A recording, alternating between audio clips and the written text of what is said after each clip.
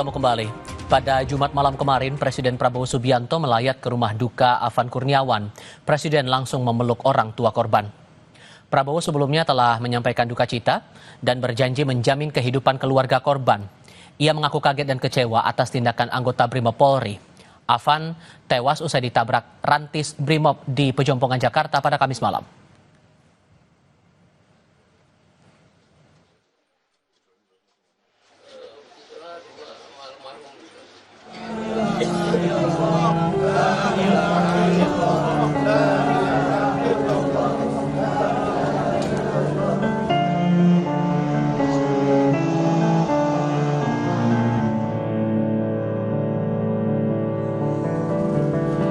Kepergian Afan Kurniawan, pengemudi ojek online yang meninggal dunia akibat ditabrak mobil rantis Brimob, membawa duka mendalam bagi keluarga.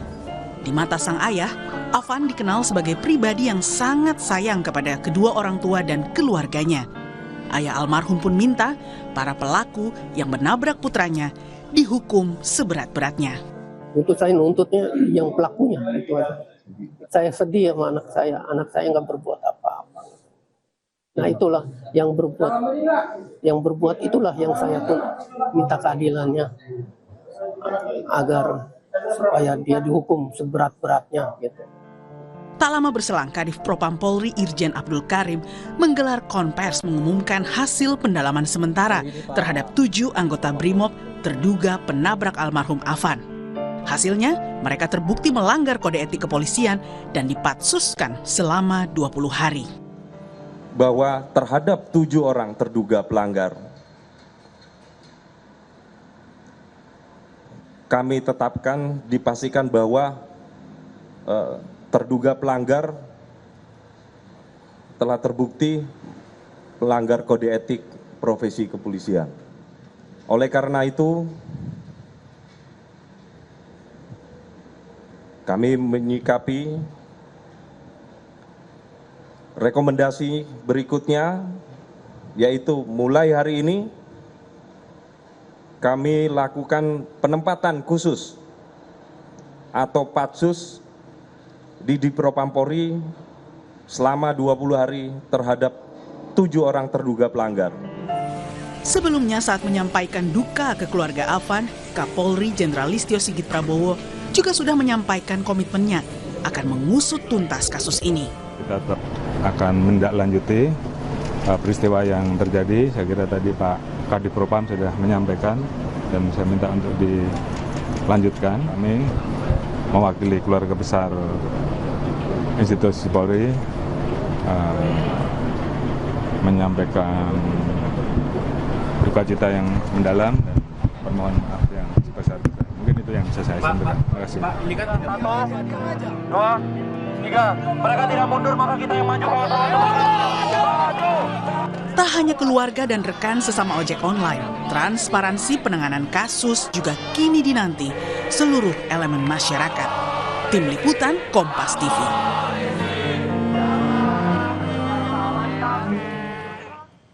Terkait tuntutan mengusut kasus tewasnya Afan Kurniawan, Menko Politik dan Keamanan Budi Gunawan menyampaikan duka citanya. Ia memastikan pemerintah akan menginvestigasi kasus yang melibatkan 7 anggota Brimob itu secara transparan.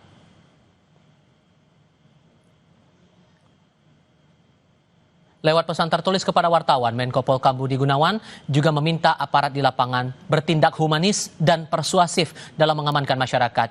Ia turut berterima kasih kepada demonstran yang tertib dalam menyampaikan aspirasi. Lalu apa jaminan pengusutan kasus penabrakan pengemudi ojek daring Afan Kurniawan oleh 7 anggota Brimob berjalan secara transparan dan akuntabel? 2 narasumber bergabung lewat sambungan dalam jaringan. Ada Ketua Umum YLBHI Muhammad Isnur dan Komisioner Komisi Kepolisian Nasional atau Kompolnas Yusuf Warshim. Assalamualaikum semuanya, selamat sore, apa kabar? Waalaikumsalam, selamat sore. Terima kasih semua sudah ikut bergabung dalam diskusi kami kali ini. Mas Isnur, polisi kemarin sudah menyampaikan keterangan pers, sudah menjalani patsus selama 20 hari, ditemukan ada dugaan pelanggaran etik, tapi kemudian sampai sekarang masih ada demonstrasi yang dilakukan terutama dari kalangan pengemudi ojek daring. Menurut Anda penjelasan dari Kapolri, kemudian dari pengusutan yang dibuka saat awal kemarin itu, sudah cukup atau masih ada yang belum memenuhi keinginan masyarakat di sini? Ada 3 hal, Mas. Pertama, terkait kasus sendiri, itu kan ada orang meninggal ditabrak. Dan itu adalah pidana, bukan hanya etik. Jadi, bagi saya, harusnya segera ditersangkakan dengan pasal pembunuhan. Dan segera dibawa ke pengadilan untuk disidangkan pasal pembunuhan. Nah, ini satu hal ya, terkait tos Afan ya. Tapi kan orang tuanya juga bilang, ini bukan semata soal Afan, tapi soal keadilan yang lebih luas. Soal pertama, bagaimana kepolisian menangani demonstrasi. Kita melihat kekerasan yang dilakukan itu meluas, Mas, di mana-mana. Mahasiswa ditangkepin, dipukuli sampai meregang. Ada yang juga ditabrak lagi, ada yang sampai kemudian ditangkepin tanpa salah, dan lain-lain. Jadi yang kedua adalah hentikan tindakan represif dan melanggar hukum dalam mengawal demonstrasi. Kepolisian berpatokannya kemana sih? Ke undang-undang tentang kemerdekaan berpendapat dan muka umum. Tidak boleh polisi bertindak arogan. Bahkan di Perkapolri implementasi HAM, seandainya ada tindakan provokasi atau kekerasan dari massa, polisi jangan terprovokasi. Apalagi melakukan kekerasan. Tindakan-tindakan itu yang nggak dilakukan di lapangan, Mas. Jadi yang dilakukan adalah belum apa-apa sudah datang, dibubarkan, di water cannon, digas air mata, dan sampai sekarang terjadi. Hentikan yang ini yang kedua. Tapi yang ketiga, ada ketidakadilan yang meluas yang mereka alami sehari-hari.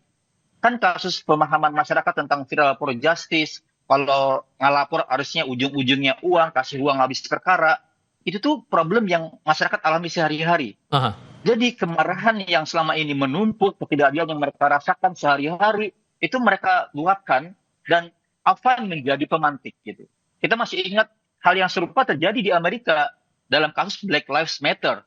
Di kasus pidana ini terjadi serupa, seorang anak meninggal digebugin polisi. Baik. Jadi ini adalah simbol sebenarnya ketidakadilan dan kemiskinan struktural yang mereka alami bertahun-tahun. Sehingga, sorry saya potong, sehingga menurut Anda proses etik yang berjalan sekarang harus seiring sejalan juga dengan proses pidananya? Pertama, harus diteruskan proses pidananya. Yang kedua, ubah dan hentikan tindakan-tindakan represif di lapangan. Kedepankan tindakan humanis seperti MBG. Tapi yang ketiga, pimpinan negara, DPR, Presiden, dan seluruh elit harus menahan diri dan menawarkan gagasan perubahan. Nah, yang kami desakan ya bukan semata di kasus, tapi reformasi kelembagaan. Pak Yusuf, apakah memungkinkan proses etik bakal berjalan bersamaan dengan proses pidana atau etik dulu? Baik, terima kasih. Yang penting dan yang paling utama, tentu kami sebagai Kompolnas, sebagai pengawas fungsional, memastikan betul bahwa korban almarhum Afan ini diberikan keadilan seadil-adilnya. Itu dulu. Nah, landasannya itu. Baru yang kedua, di dalam landasan memberikan keadilan yang seadil-adilnya, maka proses terhadap 7 terduga pelanggar yang saat ini di Propam, yang kita dorong itu cepat, tepat, dan memberikan keadilan. Nah, keadilan itu kan luas. Nah, apakah hanya pada pelanggaran kode etik dan itu diproses dan tuntas, tegas, sesuai dengan fakta-faktanya? Apakah memang nanti fakta-faktanya akan menunjukkan unsur, katakanlah ada kelalaian gitu. Kalau kita lihat, nah ini kita di luar konteks sebagai penyidik, tapi kita melihat bagaimana mobil rantis itu dikendarai, dia tidak berhenti menabrak, tapi terus pergi ya. Gitu. Ya mungkin bisa saja alasannya terjadi kepanikan 7 orang yang berada di dalam itu, terjadi kepanikan amuk massa sehingga memilih melanggar, namun melanggar itu dengan alasan menyelamatkan diri. Sehingga poinnya Anda merasa bahwa etik dulu dijalankan atau bisa berjalan beriringan dengan pidana, Pak? Di dalam prakteknya yang diterapkan selama ini oleh kepolisian itu bisa dua-duanya, bisa duluan etik, bisa dua-duanya. Hanya itu tadi yang saya maksud, tuntas dan tegas. Tapi Mas Diva, ini tentu saya sebagai anggota Kompolnas dari unsur tokoh masyarakat tentu mendorong memastikan sesuai dengan komitmennya di Hari Bayangkara ke-79 tahun Polri untuk masyarakat. Tapi kalau kemudian, tapi ada kekhawatiran juga kalau prosesnya beriringan, dan ini kan setiap proses etik maupun pidana bakal makan waktu dan bakal lama lagi nanti. Apa jaminan prosesnya bakal cepat, Pak? ya kita pastikan kita sebagai pengawas fungsionalnya akan bekerja, dan kami yakin betul bahwa di Propam sungguh-sungguh itu sudah terlihat. Hanya yang perlu dipastikan ini soal bagaimana menjalankan tugas pemolisian yang itu memang di dalam fakta-fakta, data-data yang sering itu disampaikan oleh Marsis Nuri ini tidak luput dari korban-korban. Nah, ini tidak boleh terulang. Oleh karena itu, peristiwa rantis mobil Brimob yang sekarang ini terus kita pastikan ini diberikan keadilan kepada korban. Mari kita jadikan ini adalah golden time untuk memastikan reformasi Polri terus berjalan dengan menyatakan diri, komitmen sebagai pelindung, pengayom, dan pelayan masyarakat. Itu tidak hanya sekedar nanti keadilan kami yakin diberikan oleh Polri atas meninggalnya Afan. Tapi ke depan ini harus jadi golden time, itu yang proses masih berjalan sampai dengan sekarang, dan kategorinya kalau kita sebut ini kan seperti kecelakaan begitu kan Pak. Kalau dalam kecelakaan lalu lintas biasa pasti akan ada olah TKP dan itu selalu dilakukan. Apakah untuk kasus macam ini juga akan ada olah TKP dan kapan kira-kira akan memakan waktu proses olah TKP ini? Jawabnya nanti, kita jeda sebentar. Kami segera kembali.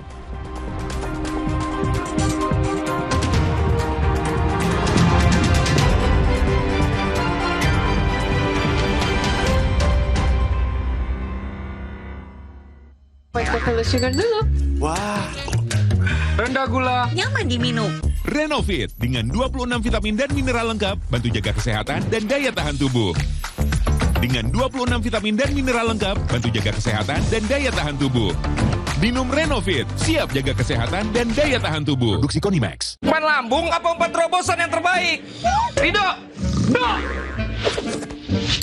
Segar-segar, luwak white coffee. Luwak white coffee less sugar dulu. Wah. Luwak white coffee less sugar dibuat dengan susu rendah lemak, rendah gula, rendah kalori. Menangkan 5 tiket nonton langsung Piala Dunia. Kirim 5 bungkus kopi luwak apa saja. Foto dan upload ke sosial media tag Kopi Luwak Official. Buruan kirim, pemenang akan segera dipilih. Luwak white coffee, rendah gula, nyaman diminum. Nikmati hidup serumu dengan Prenagen yang jaga kesehatan janinmu. Karena setiap perempuan punya kekuatan untuk menjadi ibu. Siapa takut jadi ibu? Prenagen untuk anugerah terindah di muka bumi. Sekarang waktunya berdiri di kaki sendiri. Untuk bahagiakan dirimu, keluargamu, dan masa depanmu. Entrasol, nutrisi untuk kuat berdiri di kaki sendiri. Berdikari tidak pilih generasi, pilihnya Entrasol. Kan aku udah rajin ngejaga gigi aku supaya nggak berlubang. Tapi aku juga punya gigi sensitif. Saran saya, lindungi keduanya. Saya rekomendasikan baru Sensodyne, cegah gigi berlubang dan sensitif. Pakai Sensodyne, tidak usah kompromi. Oki Hans menelusuri sejarah Wakatobi, melihat peninggalan sejarah di desa Lia Togo, menenun dan mengikuti pagelaran adat karya A, menikmati segarnya air pemandian Goa Kontamale. Guys, jalan-jalan ya. Let's go. Serta mendatangi desa Mola untuk menikmati kuliner khas Bajo Perangi. Jalan-jalan. Journey to Heaven in Wakatobi. Minggu 31 Agustus, pukul 10:30 siang. Di Kompas TV. luwak white coffee less sugar dulu. Wah. Rendah gula, nyaman diminum.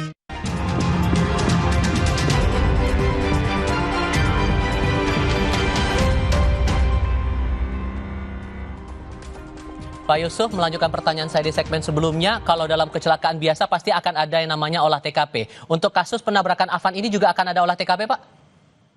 Ya, kalau fakta-faktanya sudah jelas dari terperiksa terduga pelanggar, apabila itu sudah jelas fakta pelanggarannya yang itu tidak memerlukan olah TKP sih bisa saja tidak dilakukan. Sudah jelas fakta-faktanya, apa yang mau diolah TKP lagi. Ini yang sudah dijanjikan dari di Propam kan dalam 1 minggu ini sudah tuntas. Hanya tentu perlu ketegasan. Begini, kita juga tidak menginginkan parsial. Ini pola pengamanan.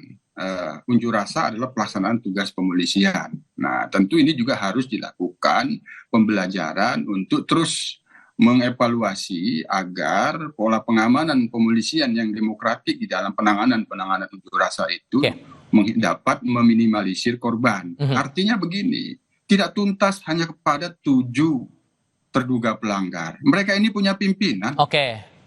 Pimpinannya harus dimintain tanggung jawab mengapa bisa demikian. Oke. Nah, itu Untuk soal pimpinan itu nanti kita akan coba bahas di bagian berikutnya, Pak. Cuman saya kasih kesempatan dulu Mas Isnur. Mas Isnur, menurut Anda olah TKP itu perlu? Hal-hal berkenaan dengan penyidikan itu harus dijalankan. Tapi kan kalau kode etik kan nggak pakai olah TKP, Mas. Olah TKP itu dalam kasus penyidikan. Makanya segera buka penyidikan. Segera tersangkakan 7 orang ini. Dalam hal pidana pembunuhan, itu yang perlu dilakukan.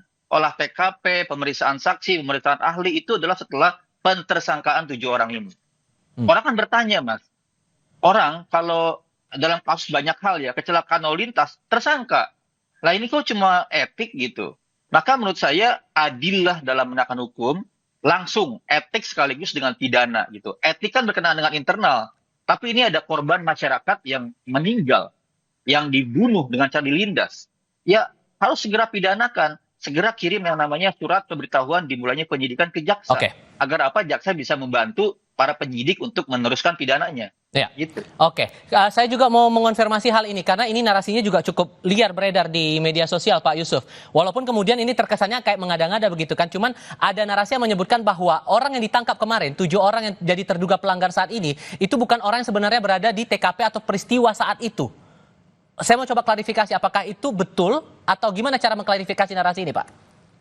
Yaitu dijawab oleh transparansi dan akuntabilitas di dalam pengusutannya. Nah, apabila transparan dan akuntabilitas, maka kita sebagai pengawas fungsional memastikan itu, dan kami yakin betul bahwa Divisi Propam Mabes Polri menjunjung tinggi ajas transparansi dan akuntabilitas itu sehingga bisa menjawab pandangan-pandangan spekulatif bahwa yang diperiksa, yang disidangkan nanti ini bukan yang dimaksud. Oleh karena itulah tadi kita kembali bahwa ini perlu dilakukan evaluasi, tidak hanya menindak kepada 7 terduga pelanggar ini, evaluasi. Karena tahapan penanganan unjuk rasa itu kan ada SOP-nya, ada polanya. Tahap 1 itu dalam situasi hijau, mengedepankan negosiasi, persuasi. Mengapa tiba-tiba itu menjadi tahap zona merah? Kalau zona merah itu sudah masuk pasukan anti hura-hara BRIMOB, itu sudah merah, tapi di situ juga berperan, walaupun sudah dalam kendali pasukan huru-hara BRIMOB, karena situasinya sudah indikasi pelanggaran hukum, anarkisme, tapi situasi itu tetap dituntut untuk pulih. Untuk kembali normal, kembali hijau, tidak dibiarkan menjadi merah. Tahapan-tahapan inilah yang perlu dilakukan evaluasi agar ini menjadi pembelajaran. Apakah ke depan nantinya masih diperlukan mobil pengurai massa seperti mobil rantis yang ini menimbulkan insiden? Sehingga singkatnya 7 pelaku yang dipublikasikan saat itu adalah 7 pelaku sebenarnya, Pak ya? Itu dijawab oleh transparansi dan akuntabilitas. Yang itu penyelesaiannya secara tuntas dan tegas. Itu akan meyakinkan publik bahwa ini benar-benar yang dimaksud. Itu Mas Diva. Oke, Mas Isnur, begini, karena ada pernyataan juga dari Menko Polhukam belum lama ini bahwa disebutkan pemerintah akan menginvestigasi kasus ini. Menurut Anda, dengan istilah semacam itu, apakah ini kemudian akan ada pihak lain yang ikut mendalami lagi perkara ini selain dari pihak Propam dan juga polisi? Ya harus. Misalnya gini, ketika ada tindak pidana yang ditujukan kepada penduduk masyarakat sipil, dilakukan dengan sistematis dan meluas, ya berakibat pada luka-luka yang banyak meninggal, itu ada dugaan pelanggaran HAM berat. Maka penting Komnas HAM segera melakukan penyelidikan oleh Justisia. Tadi yang Mas Yusuf sampaikan, tarik komandonya. Karena pertanggungjawabannya bukan hanya pelaku lapangan, tapi yang memerintahkan. Jangan sampai ini kejadian seperti Kanjuruhan, Mas. Ya, pelaku disidik tapi dihukum ringan, terus hanya diputus karena angin. Jadi masyarakat tuh udah nggak percaya sama hukum. Kenapa? Karena penegakannya biasanya melenceng. Ronald Tanur udah jelas pembunuhan tapi dia dibebaskan. Teramat banyak peristiwa penegakan hukum tapi bisa dibayar, bisa diselesaikan, bisa didamaikan gitu. Bentuk timnya menurut Anda seperti TGPF atau tim lain, dan orangnya seperti apa saja yang ada dalam tim itu menurut Anda yang perlu menginvestigasi ini? Ya kalau misalnya Komnas HAM, Pro-Justisia, Komnas HAM yang bentuk gitu. Di sana bisa melibatkan masyarakat sipil, bisa melibatkan ahli, akademisi. Kompolnas memaksimalkan fungsi pengawasan dan rekomendasi perubahan kelembagaannya. Ombudsman mengevaluasi maladministrasi dalam kondali komando untuk pengendalian masanya. Menurut saya lembaga-lembaga ini harus bergabung ya, termasuk misalnya bagaimana ada mekanisme yang masif dilakukan itu penyiksaan, kekerasan di mana-mana. Dan pemerintah bisa mengorkestrasi itu gitu. Bisa membuat lembaga-lembaga negara itu dengan melibatkan masyarakat sipil menjadi kira-kira ya orang ada masyarakat sipil, ada lembaga Komnas HAM, bisa lebih sedikit mungkin ada harapan gitu. Oke, sudah ada yang menyampaikan bahwa ini tidak akan ada, saya menangkap kesan tadi sempat disinggung ya. Ini mungkin akan berlanjut lagi pengusutan kasus, tidak akan berhenti di 7 orang ini. So, kalau begitu Pak Yusuf, penegasan saja, sehingga ada kemungkinan untuk pucuknya atau pihak yang jadi atasan dari 7 orang ini juga akan diperiksa atau akan dimintai pertanggungjawab ya? Ya itu tadi, kita jadikan insiden rantis mobil Brimob ini sebagai golden time, menunjukkan komitmen Polri untuk menjadi pelindung, pengayom, dan pelayan masyarakat. Itu ditunjukkan bahwa setiap ada insiden di sini perlu dilakukan evaluasi secara komprehensif agar di mana kelemahan-kelemahan yang perlu terus diperbaiki, karena ini adalah tantangan bagi Polri mengoptimalkan tugas pemolisian demokratik yang mampu menjalankan pengawalan, pengamanan, aktivitas kegiatan menyampaikan pendapat di muka umum itu secara humanis dan persuasif. Polri terus ditantang, sehingga insiden ini perlu dilakukan evaluasi. Apabila memang ada pimpinannya yang perlu dimintain pertanggungjawaban atas insiden mobil rantis yang demikian itu, harus dilakukan. Itu sebagai wujud komitmen menunjukkan bahwa pengusutan ini tuntas dan tegas, tidak hanya pada 7 terduga pelanggar ini, itu sangat sederhana sekali, tapi evaluasi dan pembelajarannya tetap harus didapatkan dan terjadi. Itu Mas Diva. Sampai mana menurut Anda Mas Isnur tingkat level atas dari 7 orang ini harus dimintai pertanggungjawabannya menurut Anda? Tergantung, biasanya kan dia dalam operasi pengendalian massa ada kepala opsnya gitu. Itu dicek semuanya. Dan ini kan kejadiannya bukan hanya di Jakarta Mas. Kekerasan masif oleh aparat terjadi di kota-kota lain. Di Medan, di Kalbar, di Makassar, di Surabaya gitu. Maka tangkap segera para pelaku kekerasan di seluruh kota ini. Gunakan analisis sosial media, itu videonya banyak beredar Mas. Masyarakat mengedarkan video-video kekerasan aparat. Lah, jangan hanya 7 orang ini dong. Ya kan? Semuanya dipatsuskan dong segera. Perintahkan jangan lagi ada kekerasan oleh aparat di mana-mana. Jadi ini kasus Afan diproses secara etik, tapi di saat yang sama di hari ini banyak kekerasan di mana-mana. Jadi masyarakat mau percaya gimana gitu. Dengan upaya yang dihentikan untuk Afan. Jadi harus sinergis. Sekaligus semuanya. Yang Afan diteruskan penyidikannya, tapi yang lain juga diproses, diungkap, dihukum, dan hentikan segala tindak represif di lapangan. Tahan diri semuanya. Berubah jadi humanis. Gitu. Mas Isnur, Pak Yusuf, terima kasih banyak sudah bergabung dalam diskusi kami kali ini. Sehat selalu semuanya. Selamat sore. Berita lain hadir usai jeda, Gubernur Jakarta Pramono Anung meminta jajarannya kembali membuka semua moda transportasi umum yang terdampak aksi demonstrasi pada Jumat kemarin.